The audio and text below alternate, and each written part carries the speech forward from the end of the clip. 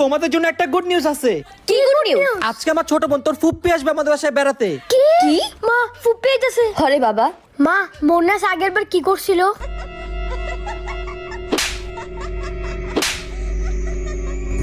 ঠিকই কইছস, ঋতু তো ঘুমের মধ্যে হাঁটে, ওর কিছু না কিছু করতেই হবে। হ্যাঁ মা, এখন তুমি কিছু করতে পারবা। ভাবি জীবন, কি জীবন তোমার মন খারাপ কেন? ফুপি আম্মুর নাকি জানি রোগ হয়েছে, হুদাই খালি মারে।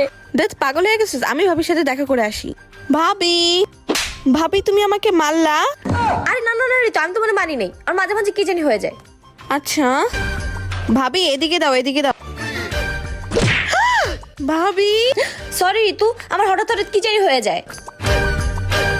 ভাবি সরি সরি ঋতু, তুমি তো জানোই আমি অসুস্থ, আমি কখন কি করে আমি নিজেও জানি না। তোমার অসুখের গুলি মারি, এখনই আমি চলে যাব।